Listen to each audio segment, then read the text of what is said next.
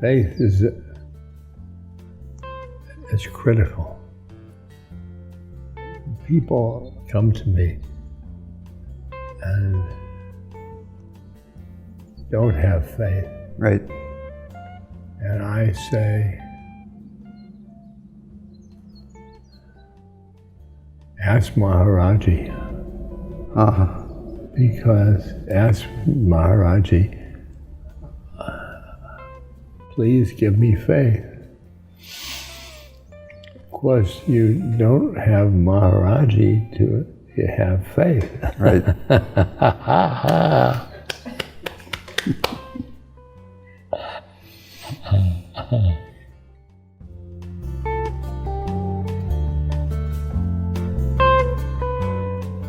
Welcome to Dale Borglum's Healing at the Edge. We are very happy to share with you Dale's profound insight and open heart. Please go to BeHereNowNetwork.com/Dale to support this podcast. Hi, everyone, and welcome to Healing at the Edge. This week's podcast is a conversation that I had with Ram Dass in 2017 at his house in Maui. We were talking about conscious living and conscious dying. I met Ram Dass in 1969, and at that time, Ram Dass had just returned from his first trip to India, and I was on my own intense yogic path while a graduate student at Stanford. Ram Dass invited me to India, where I met our guru Nimkroli Baba.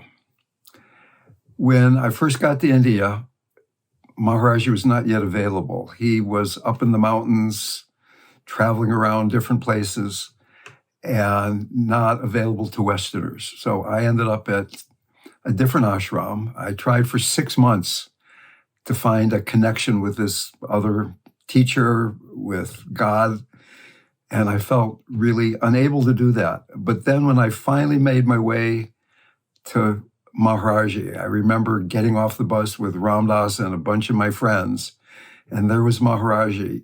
Everything in one moment happened. Everything that I'd been looking for all my life, all this feeling that I was a stranger on my own planet, that something was wrong here, was peeled away, and this connection, this at-homeness was revealed. In the beginning, there were so few of us that we were going to the temple every day in Ram Dass's VW bus. We'd pile into that bus, drive from the hotel in Nainital up the mountain to Kenchi and down into the valley where the temple was right by the river. And it was really a magical time. It's hard to describe how informal and loving and intimate and intense it was, but some of that is really described in the podcast, which I hope you enjoy. A few years after I returned from India, Ram Dass, along with Stephen Levine and myself, started what was at that point called the Dying Project, the first organization to really overtly work with conscious dying here in the West. I have now taken over the Dying Project. Stephen Levine was the first executive director. I changed the name to the Living Dying Project. Probably the greatest impact that Ram Dass had on my life was showing an example of devotion, of selfless devotion, that I was a yogi. I was doing all kinds of intense practices. I was doing Zen meditation retreats. But Ram Dass showed that there could be this great intellect, this deep understanding of practice, and at the same time, this deep heart connection with that which is, with the guru, with God, with self. Beyond that, he always had a commitment to the truth. No matter what we were doing, we lived together in Santa Cruz. We went down whitewater rafting in New Mexico. We lived together in New York. We did all these things together, so many different experiences, so many stories. But he was always turned toward the truth. He was always looking at, how can I be more awake? How can I really find the reality of this moment?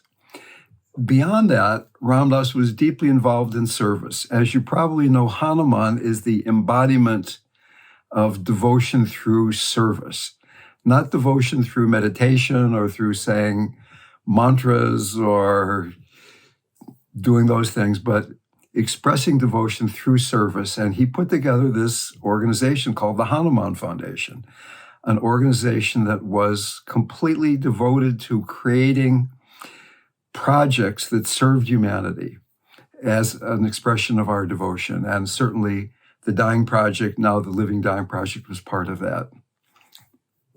You'll be hearing more in this episode of how all that we learned from Maharaj-ji was something that we began to bring into the selfless work that we were doing together. And Ram Dass particularly was focused on dying and conscious aging. And we'll talk about how these teachings continue to permeate in my life, in the work I'm doing, and I hope that it will inspire you also. Lastly, I'd like to mention that I have a new online audio course now available. It's called A Practical Guide to Freedom, The Stages of Awakening. If you've ever been overwhelmed by the myriad of spiritual teachings out there and wonder whether you are on the spiritual journey, where you are on the journey, what's going on here, this course outlines a clear, understandable, robust path and shows you what it means to awaken and presents a lot of practices to lead a more conscious life. It's a robust course of all of my teachings from my 5 decades of practice and personally studying with some of the greatest masters of the late 20th century, certainly Maharaj-ji, Anandamayi Ma, Kalu Rinpoche, the Dalai Lama, the Karmapa, so many great teachers. What a blessing that has been for me. The course has over 4 hours of content, including audio modules, guided meditations, transcripts, plus 1 live video component with me. So if you are looking for a guided resource and community of seekers, please check it out on www.livingdying.org, where you will find more information. Thanks so much, and on to this week's episode.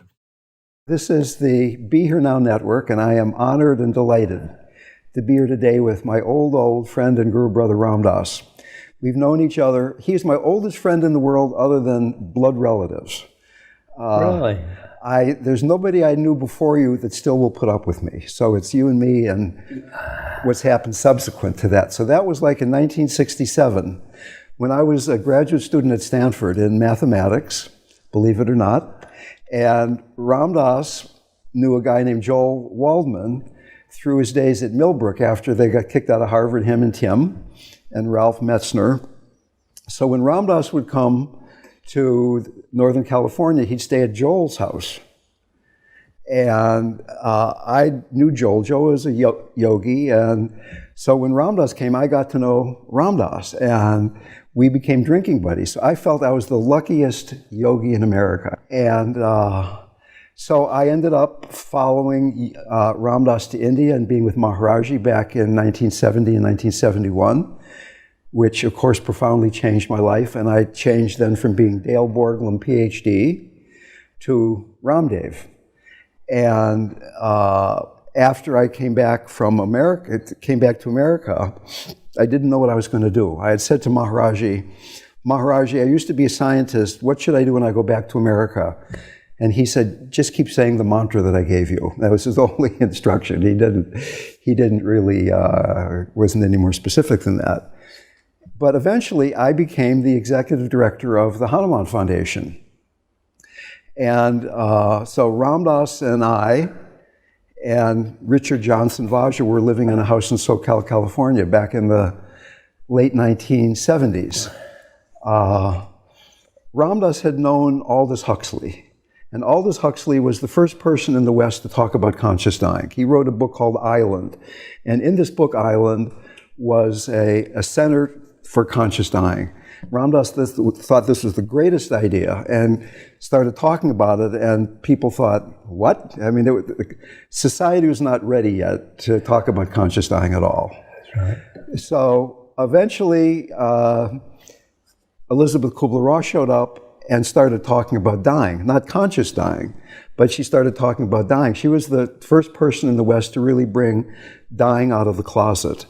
And at one point, Ram Dass taught a workshop in Rhode Island at which Elizabeth Kubler-Ross came as a student and at which Stephen Levine was the Buddhist meditation teacher. So Stephen and Elizabeth really hit it off. She invited him to be her apprentice, if you will. And Stephen started teaching workshops with Elizabeth and traveling all around the country, on his own dime, by the way, he told me. Eventually, it was impossible to just be the Buddhist meditation teacher because there were people dying, there were people grieving, all these things were going on, right? So he got into the dying work, and eventually Elizabeth and Stephen parted ways very amicably. She ended up including some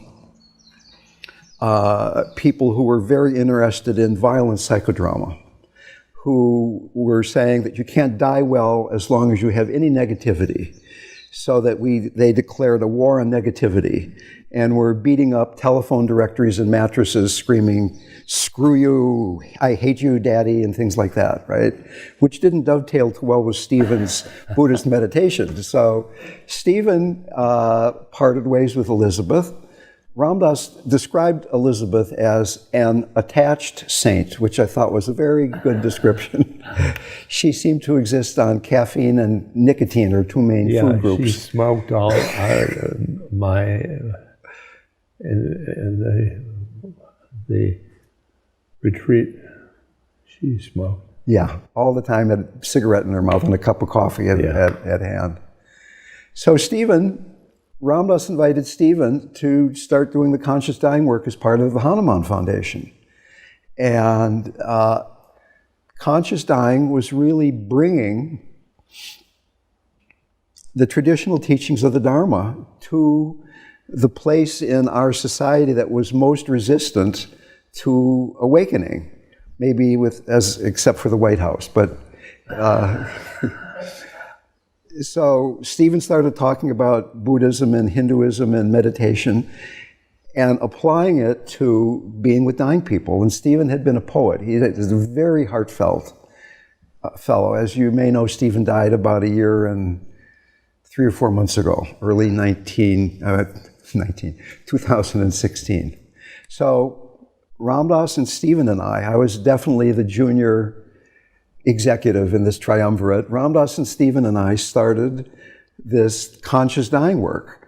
And we were going around teaching workshops about bringing the Dharma to the encounter with death. Eventually we thought, wouldn't it be great to have a place where we could actually do this rather than just talking about it, where we could have a dying center. And the only 3 places we could come up with that we'd all be willing to live with were the Bay Area, Maui, and Santa Fe. And we all liked Maui, but we thought, since we were trying to change society, that Maui was too far removed from the center of where things were happening. And we'd been living in the Bay Area for so long that we settled on Santa Fe.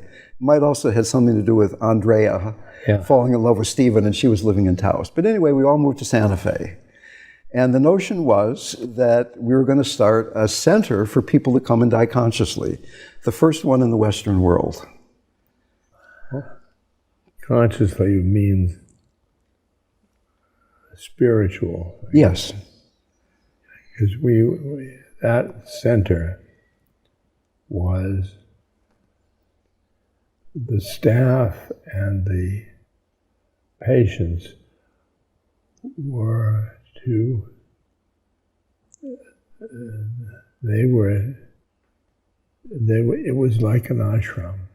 Exactly. So that the staff was doing caregiving as their spiritual practice, and the patients were doing dying as their spiritual practice. Right, that's it. Although, for the first 6 months, everybody that came got better and left. So I was waiting for somebody to die to validate my career, which is a rather strange position to find myself in.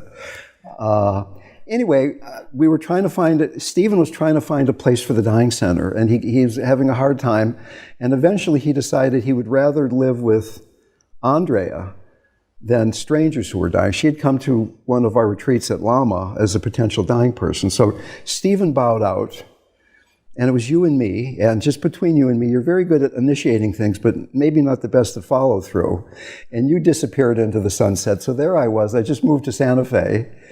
And Ram Dass went on a speaking tour and ended up making more money than he expected. So I said, why don't you give me $10,000?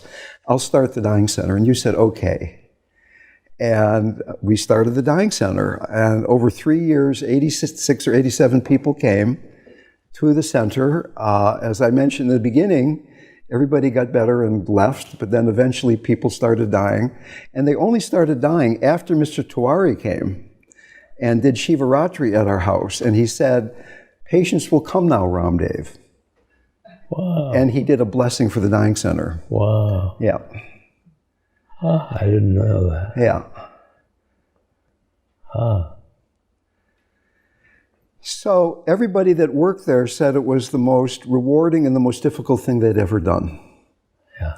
It's if you haven't been around somebody who's dying, it might be hard to imagine, but even 3 people living there would get exhausted taking care of one person who was dying. It would become a 24-hour-a-day job, working with the changing medication and going into town and getting food. The easy part was being around the person who was approaching death. The hard part was dealing with the lawyers, the relatives, the doctors, and all that kind of mess, and generating the money to keep the place afloat. But Trungpa Rinpoche said, until one comes into intimate contact with death, one's spiritual practice will have the quality of you being a dilettante. Until you know in your bones that you're going to die, you can meditate till your knees fall off, and you can get a better personality structure, you can become a little happier, but the deeper fruit of spiritual practice will be unavailable until you really know you're going to die. In fact, in Tibetan Buddhism, they have what are called the 4 mind-turning truths, which you probably know about, that before one begins to practice, we need to cultivate motivation, because the spiritual path is difficult at certain points. And the first mind-turning truth is you're going to die, but you don't know when. Okay, so what could be more obvious intellectually than you're going to die, but you don't know when? But if we really knew that, if we didn't know that anybody who's listening to this or anybody in this room or you or I were going to survive this podcast, that we might be dead before the end of this, how would it change the way we were loving each other? How would it change the way we were being present?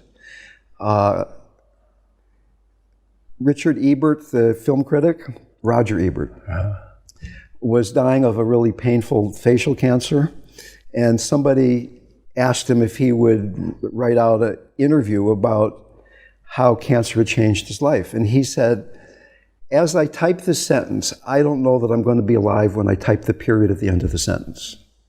So that sense of you're going to die, but you don't know when, how much can we bring that into the moment? So it's not some intellectual, yeah, of course we're going to die, but we don't know when. But like right now, this moment, this next out-breath,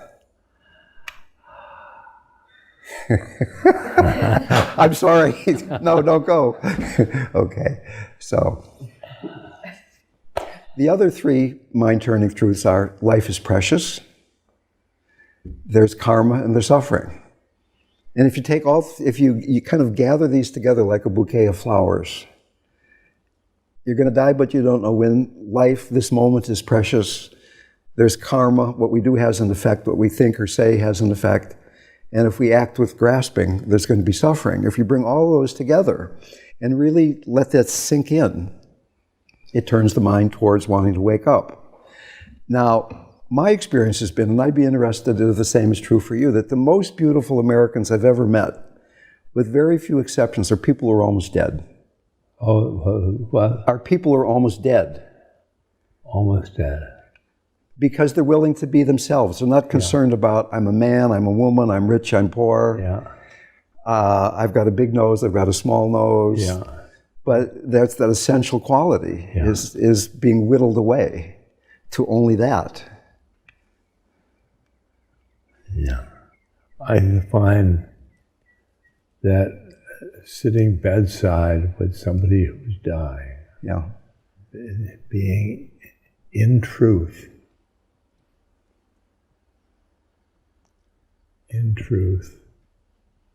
and the moment, Mm-hmm. the moment. And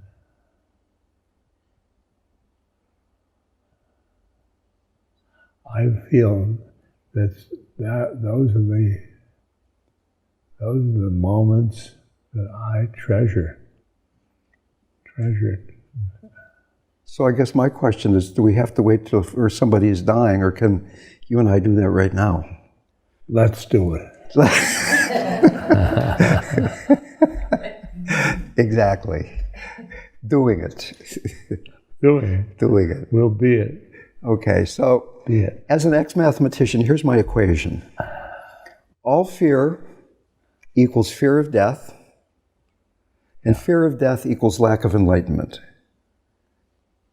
Yeah. The New York Times did a survey. What are you most afraid of? Number 1 was speaking in public. Number 3 was dying. Yeah. Which is, on the face of it, kind of humorous. But the place that you and I would be afraid of speaking in public is the place where we're caught in feeling we're separate, which is fear of death. Yeah. And what I've noticed when I used to go to longer meditation retreats, that there would be this process of spacious mind, and then some thoughts would start arising, and I'd become aware of those thoughts, and they'd dissolve, and then there'd be that spaciousness for a while, which is very delicious and wonderful. And then these thoughts, often silly thoughts, would arise. And after a short or not so short period of time, I'd be aware of the thoughts, and they'd go away. And I started asking myself, why do I keep interrupting that spaciousness? And what I began to notice in a very subtle way is that right before the thought, there was fear of death. There was fear of spaciousness, that the ego structure was not being reified in that spaciousness. Yeah. So the ego structure believes Descartes, I think, therefore I am, right? Which we postmodern man, woman knows really isn't true. But the ego structure believes that if I start thinking again, then Dale still exists in the way that I think of Dale. And so that in a way, spiritual practice, and particularly contemplative practice, is learning to work with that urge to run away. And when we were in India, as you remember, you came up with this great quote, faith, comma, no fear, fear, comma, no faith. And whenever we had faith in Maharaj-ji, there would be no fear. And whenever fear would arise, Yes. Maharaj-ji disappeared. One of my favorite stories, I hope you don't mind me telling this, but we were living in Santa Fe, and our dear friend Richard, who is very good at organizing fun, organized a river trip for you, me, Jai Lakshman, and Richard, going down the rapids of the Rio Grande and spring snowmelt big runoff in inner tubes. Everybody else has got helmets on and they're in big rafts. We're on inner tubes. And as we started the trip, the very first thing is you go through a place called the toilet bowl. Everybody got knocked off their inner tubes except you. Somehow you went right through. And we had taken mushrooms before we went on this trip. The trip was so challenging and beautiful and exciting that I think we all forgot we were even had taken mushrooms. So we got to the end of the trip, and Jai Lakshman's truck was parked right on the edge of this small cliff going into the river. And you and he got into his truck to drive back up and get the truck at the other end of the journey. And on the dashboard of his truck was a picture of Maharaj-ji. And you were in this really wide awake state because the mushrooms and the river and all that. And you looked at Maharaj-ji and you said, and it was not a picture at that point, Maharaj-ji was right there in the truck. He said, I've got you now, Maharaj-ji. I'm never going to let go of you. Never. And Jai turned the key. the truck was in gear, it lurched toward the abyss, you went, ah, and Maharaj-ji was gone. So that this thing of not letting go lasted about 2 seconds. I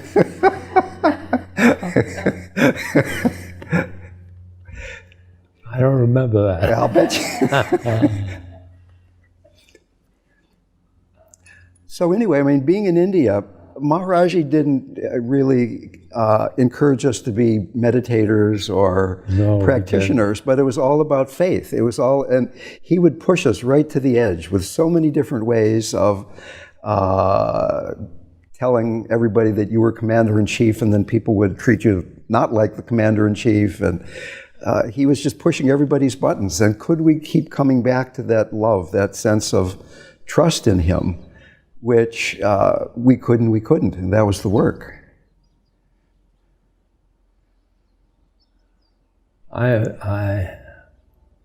Faith is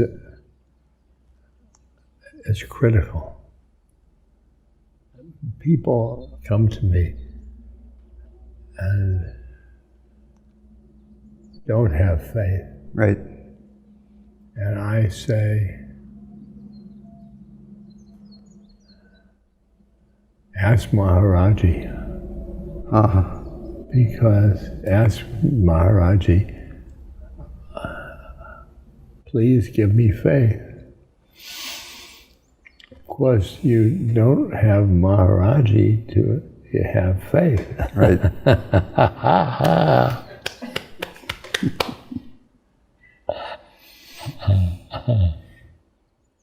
Maharaj said, if you have faith in God, there will be no fear. Yeah. Yeah. Fear is so much an ego. I'm sorry, what? Ego. Yeah. And as you identify with the soul, there's no faith. There's no fear. Fear. But then it's always a delicate place in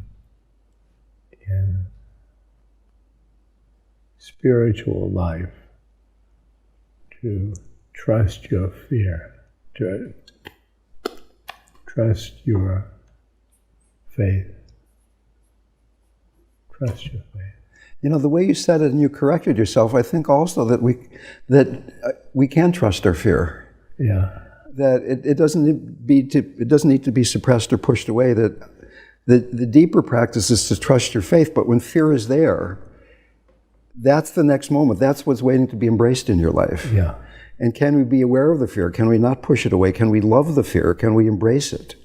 Right. You know. So it's a lot harder to. The Tibetans say that when you die, there will be a light that is bright as 1,000 suns. So that we can talk about working with fear, and we can talk about compassion and working with the difficult. But another path, maybe more difficult, is learning to bear the light, learning to bear faith. That right now,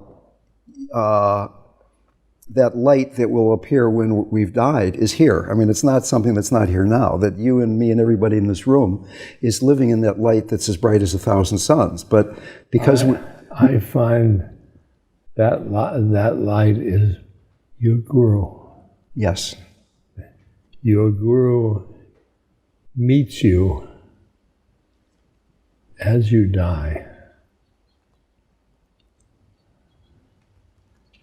That follows from the living, dying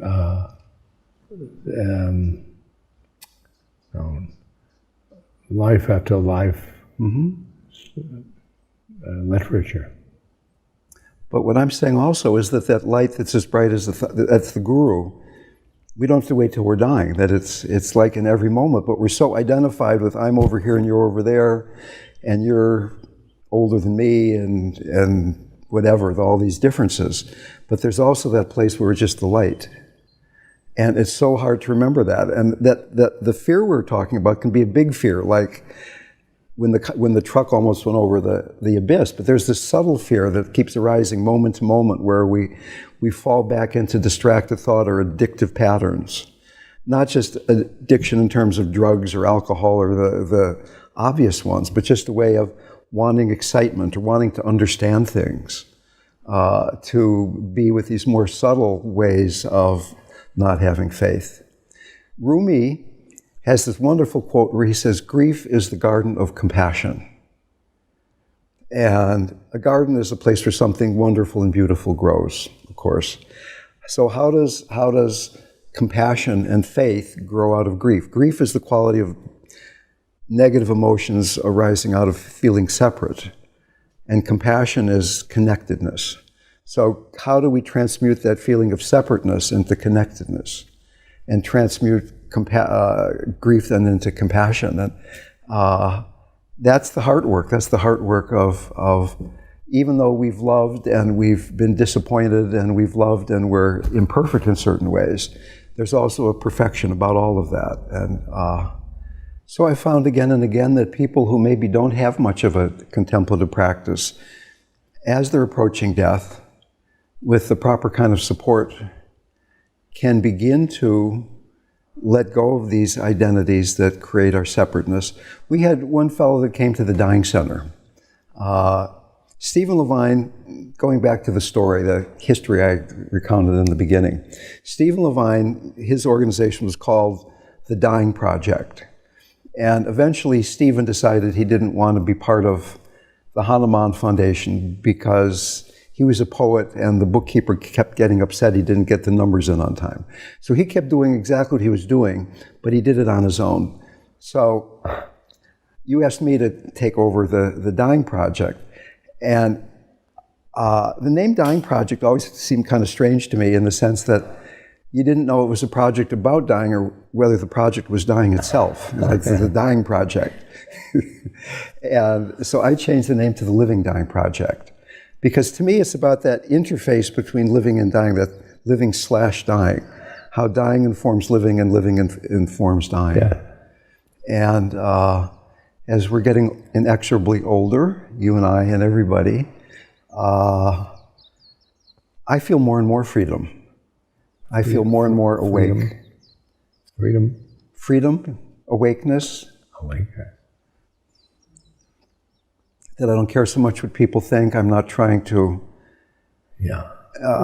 You don't care for social interaction. Not so much.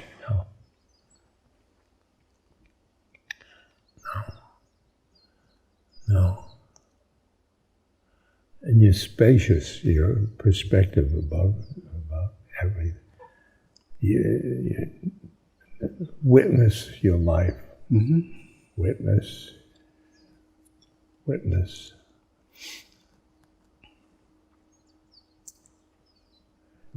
this moment. What we were talking about before we went on camera up in your bedroom was that in my own practice, I went to a lot of long meditation retreats. You remember, I was a very committed meditator, and I would have amazing experiences. Yet a day or two after the retreat was over, I would be 99.99% as neurotic as before I started the retreat. That I was not integrating that awareness into relationship, into work, into my social interactions very well. Uh-huh. And I finally began to understand some of these things we were talking about in terms of somatic practice, that a lot of these Asian texts were written by and for people a few thousand years ago who were grounded and centered, were unneurotic, loved their mommy and daddy, walked around barefoot and didn't have an iPhone.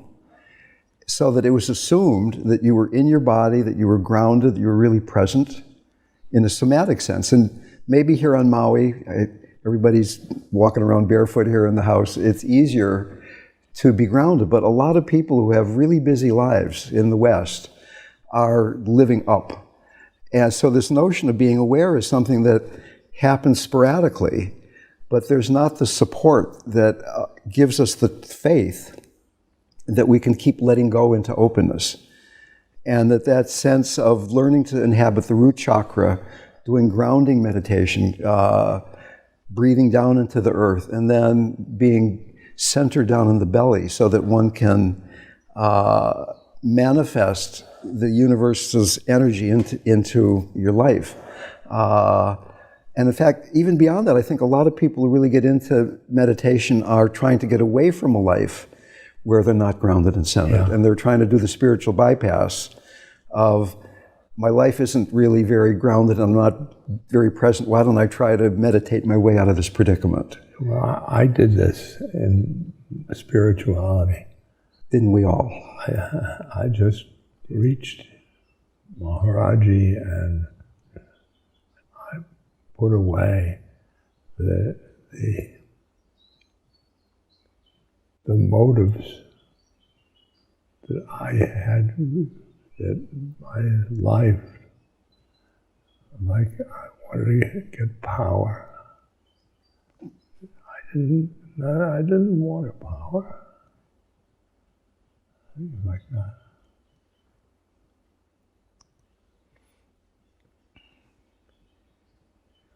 And then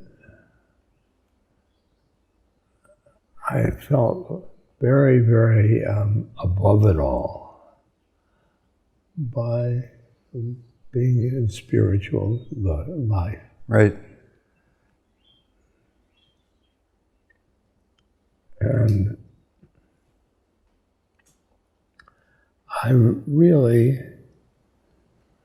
missed something by, if I was a human being and living in life, and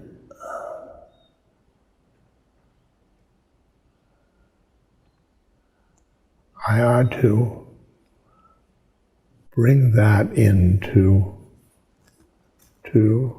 my spiritual. Right.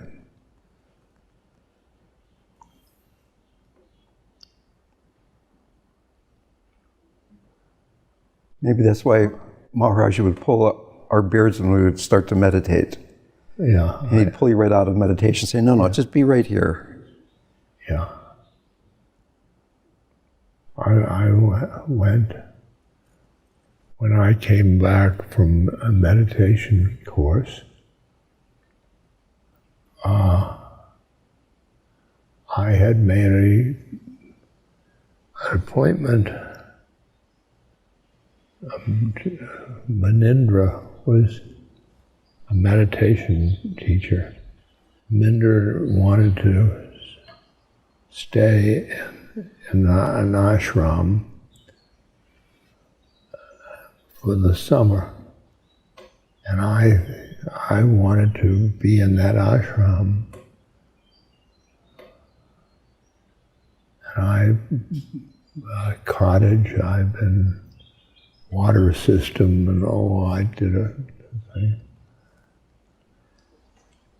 I told Maharaj-ji, that my meditation teacher, he said, if you wish, and that's the kiss of death. If you wish, because it just,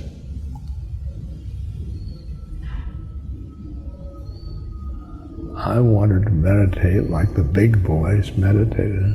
Right. Like you. Not at that point. But then when Nindra's mother got sick and he never showed up. Yeah. And you were stuck with us. Yes.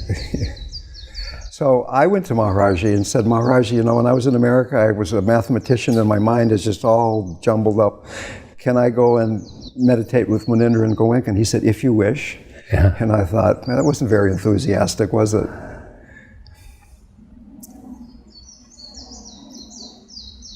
Yeah.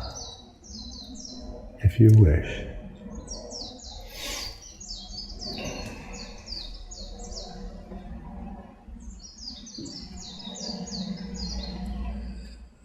I was into Bhakti, and so that's all love and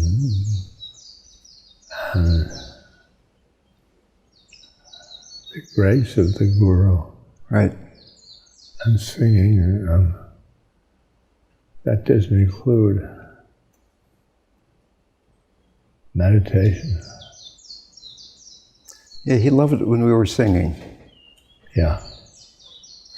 Well, you know, I studied meditation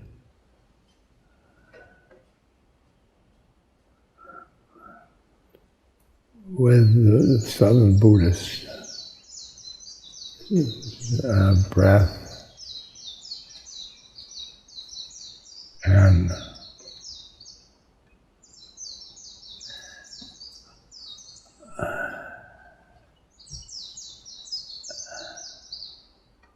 I'd concentrate on my breath until my knee hurts. And then my knee hurting would primary object, put down the head there. Knee hurting, knee hurting, knee hurting, knee hurting. And then that carried over to my concentrating on Maharaj-ji was the primary object. My concentration was very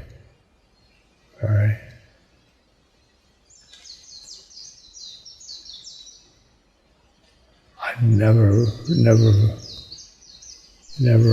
Wavered? And that was my Buddhist training. Bhakti is my major practice.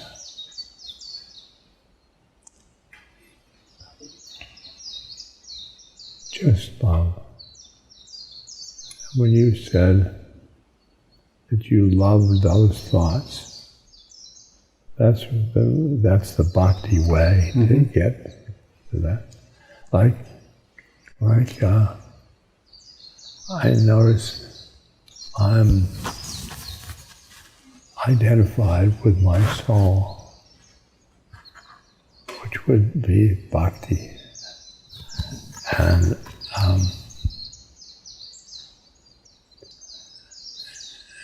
the witness is in my soul. And then I witness a thought that isn't going to get me to God.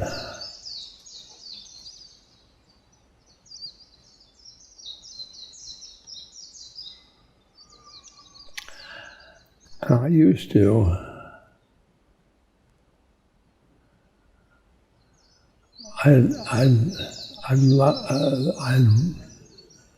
that thought, I'd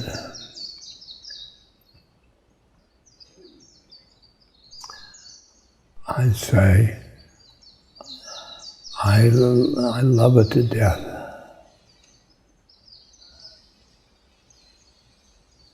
It would be like, boom.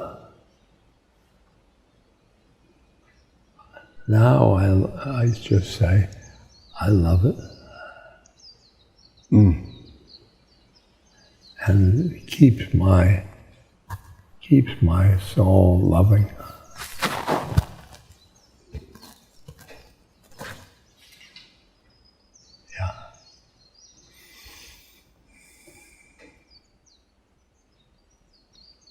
Yeah. We have different sadhanas.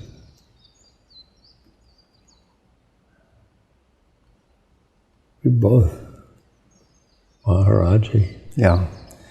He kind of told me to meditate, actually. One of his instructions was about that I should meditate.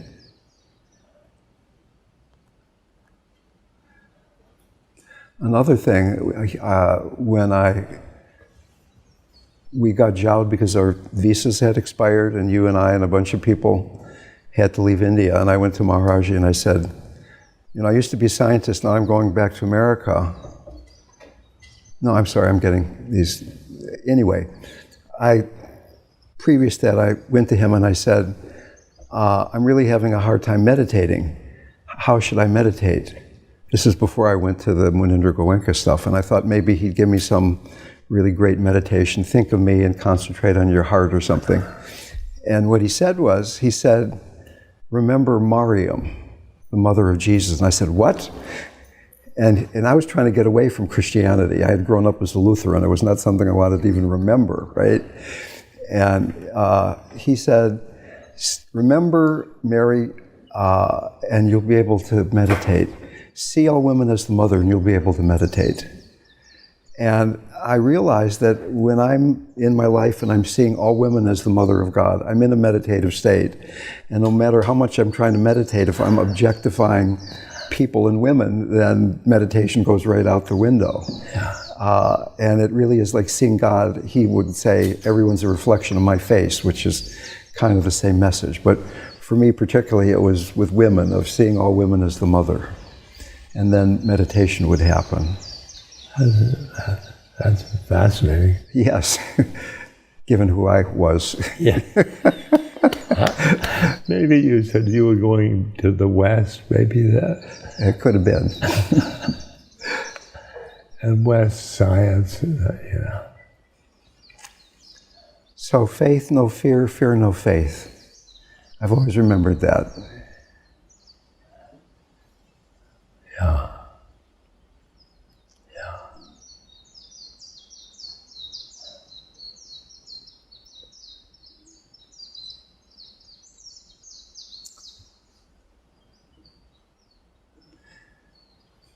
Because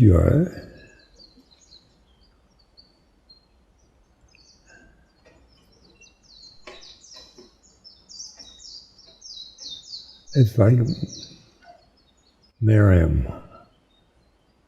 It's like faith. If you stick to faith,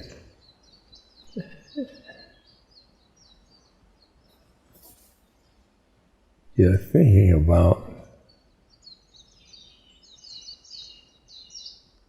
spirituality. See Maharaj-ji in everybody's face. Yeah.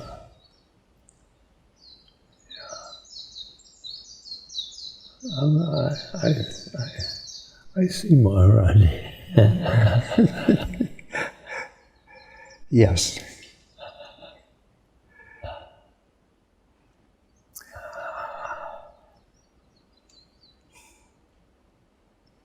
It's been a long journey, a wonderful one. And I thank you for your part in bringing me to Maharaj-ji.